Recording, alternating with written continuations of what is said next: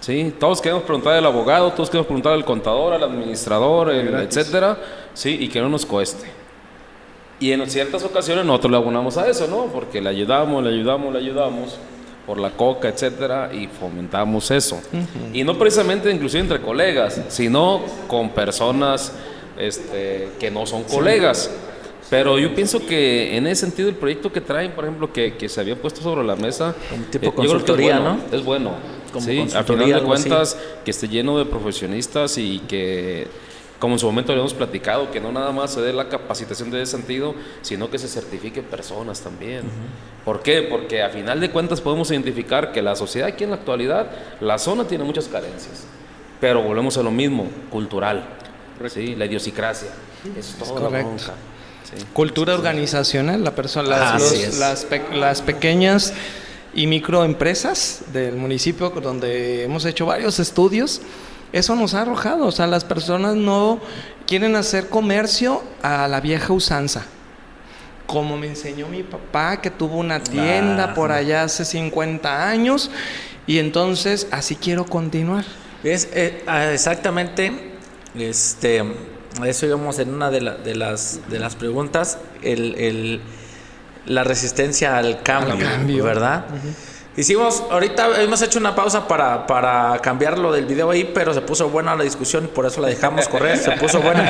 Es que así se pone bueno el show, se pone bueno el show porque se puso acá el debate y como estábamos compartiendo los temas.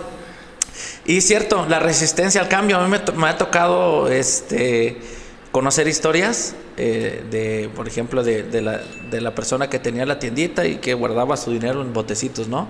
Este botecito es para la luz, este es para la escuela de mi hijo, este es para eso. Entonces, cuando ya el hijo se gradúa y quiere hacer sus cambios, dice, no, déjame así mis botecitos como están, porque así me funcionó. De veras, ¿cómo podemos atacar esa resistencia al cambio? Pero la manera, ¿cuál sería? Antes de eso, Aurelio, un paréntesis ahí. Hemos hablado de la cultura, ¿sí? De las empresas, de la zona, etcétera. Pero también es importante algo, ¿sí? Yo creo que a lo mejor vamos a coincidir, a lo mejor no, pero no lo hemos intentado, ¿eh? No lo hemos intentado porque a veces también nosotros en su momento menospreciamos la capacidad, ¿sí? O la resistencia, o asumimos la resistencia de las pequeñas empresas, pero nunca hemos hecho a lo mejor una firma y le hemos ido a ofrecer el servicio a las empresas, ¿sí? Para saber si nos lo van a comprar o no. Lo hemos identificado desde la perspectiva de que no tienen un contador, de que no tienen una estructura y de que no quieren pagar a lo mejor impuestos, etcétera, y las ideas tradicionales, pero también yo considero que es importante analizar que no lo hemos intentado. Y voy por lo siguiente, ¿sí? En la actualidad está de moda ahorita un tema completamente diferente. Paneles solares por el tema del pago de la energía eléctrica.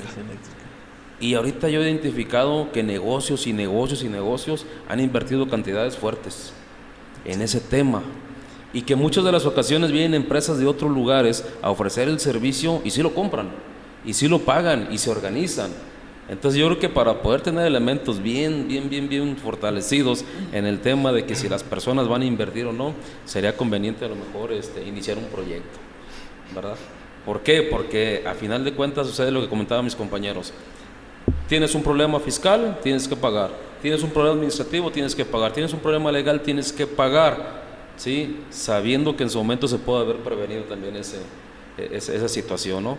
Entonces yo pienso que una forma ideal para poder ver si las personas pagarían el servicio o no en su momento va a depender de cómo se venda también el servicio, pero se debe intentarlo, ¿sí? A mi punto de vista. Ahora sí, ¿cuál era tu pregunta? La resistencia al cambio. La resistencia al cambio. Fíjate, ahí yo sí difiero de lo que comenta aquí el doctor Calvillo. Porque a lo mejor no ha sido como la parte de ir a intervenir, ¿no? O a ofertar algo. Pero sí hemos hecho varios estudios con micro y pequeñas empresas, hablando del municipio de Ahuacatlán y de Ixtlán, incluso, En ambos municipios hemos trabajado proyectos de investigación y el pequeño empresario no es capaz de darse cuenta la necesidad que tiene incluso de tecnología. Incluso de migrar a esta parte de vender únicamente en tu mostrador e ir más allá y comenzar a ofertar en medios digitales tus productos. Y comienzas en cierta forma, mientras haces la entrevista a los empresarios, como a un poquito a saber el por qué. Y tiene que ver esta parte de así me ha funcionado, ¿sí? Pero es que sí se ha dado cuenta que el potencial que tiene su negocio ahorita está limitado y puede crecer y puede ir más allá. Así estoy bien.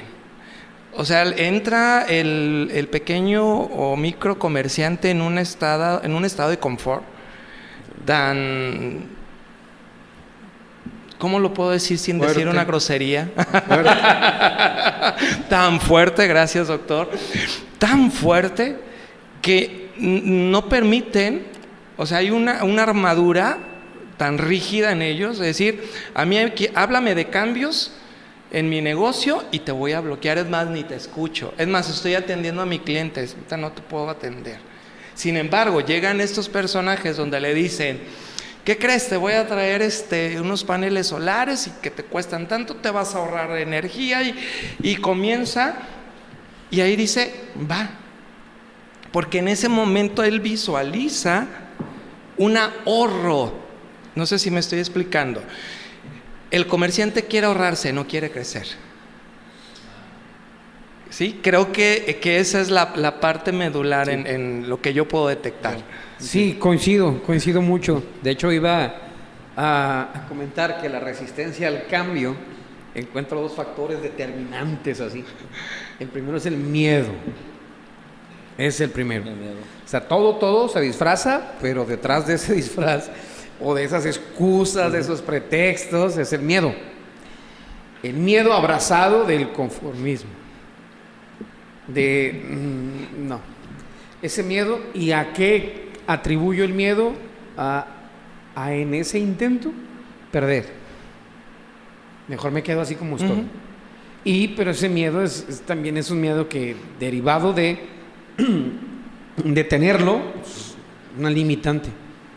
El miedo, decía una psicóloga que conozco, que el miedo para lo único que nos sirve es para protegernos cuando, por ejemplo, estemos en un edificio de 20 pisos y no nos aventamos porque nos da miedo.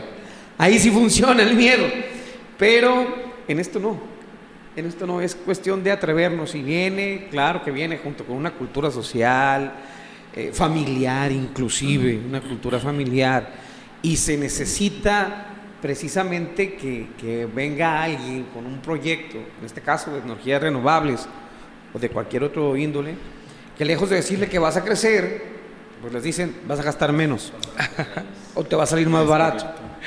Entonces, más allá de crecimiento, ¿no? Ahí sí le entro. Por eso cuando hablábamos de que José Luis me comentaba el proyecto de la Cámara de Comercio para la zona sur del estado, porque inclusive hasta donde sé el estado carece de una Cámara de Comercio, ¿no? Creo que sí hay una, sí, pero lo están formando de puros como del sector turismo, algo así.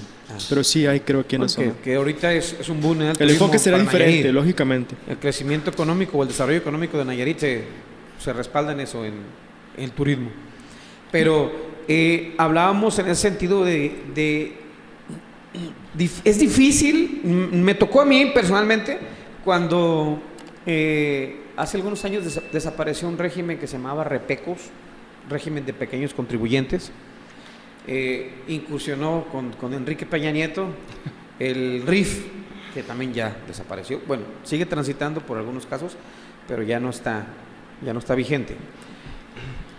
Y me acuerdo que en ese caso una maestra de aquí de la unidad académica, la maestra Lupita, Alvarado, su hermano Pepe Alvarado era presidente en turno municipal de Ixtlán, me invitó a dar una charla con algunos comerciantes respecto a ese cambio fiscal, porque estaban temerosos de qué iba a pasar, iban a cerrar sus negocios, porque también se manejó la falsa idea de que ya no iban a ocupar un contador. No, ya no van a ocupar un contador porque todo va a estar fácil. Pero para ellos era un mundo de miedo, precisamente porque inclusive hasta pensaban en cerrar sus negocios, porque que esto bien, y un mundo de especulaciones que viene acompañado de ese miedo e incertidumbre, y que era todo lo contrario. Pero sí, en esa experiencia me topé platicando con los comerciantes en aquel tiempo, 2014, de que no quieren crecer, no quieren apostarle a un crecimiento, porque tienen mucha incertidumbre. Si tenemos un trabajo muy grande, porque quitarles ese miedo, pues va respaldado de ahora sí que explicarles un mundo de alternativas, donde así como llega el panelista, pues nosotros también logremos verle ese crecimiento que sí se puede, Pero ahí, en ese sentido, ¿cómo le vamos a hacer para quitar ese miedo? Porque la única forma de vencer el miedo es haciendo las cosas. Enfrentándolo. Hay un tema importante. Lo que pasa... Hay una parte importante que dijo él. Perdón, ¿cuál era el temor principal de las personas con el nuevo régimen fiscal? Es que su negocio iba... El desconocimiento. Y el desconocimiento total. El desconocimiento. Entonces, precisamente, yo coincido con ustedes, que los negocios, fíjense bien, yo voy un poquito más todavía más drástico al tema. Aún no les esté funcionando, no quieren cambiar. Aún no se les esté funcionando. Aún tengan problemas financieros, saquen el prestamito aquí, le inviertan acá y se la lleven. No quieren cambiar el esquema por miedo. ¿Sí? Voy de acuerdo, por miedo.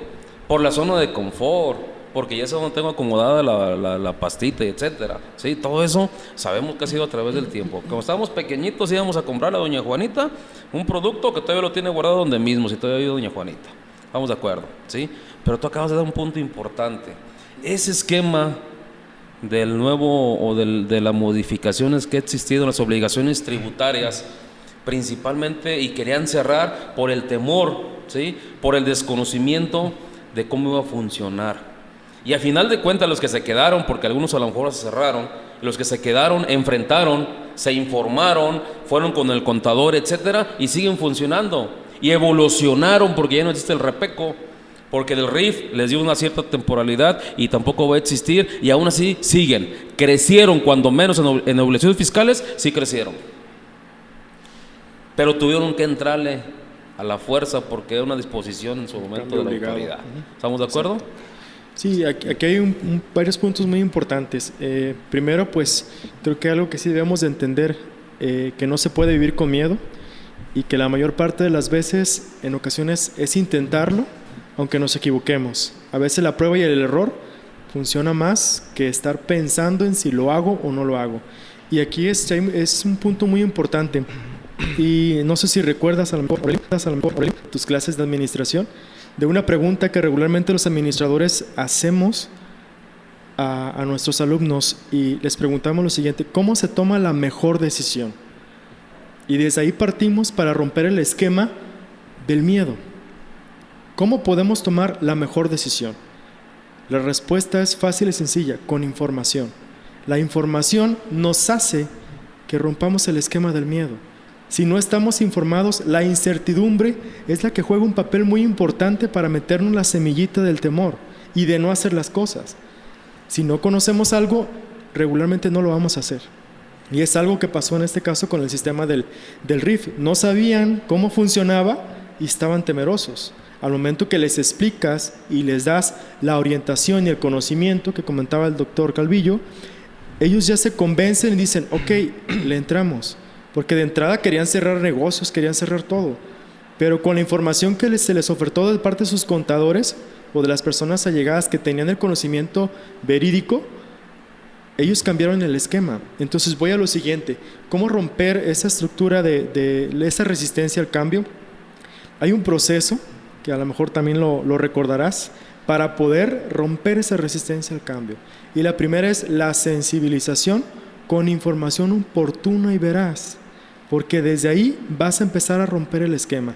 En mi experiencia particular, para yo dar una propuesta de una planeación, tanto administrativa como fiscal, siempre se comienza dando los fundamentos del por qué sí se puede hacer. Y lógicamente atacando lo que los empresarios necesitan. ¿Cuál es el beneficio y dónde me voy a ahorrar dinero?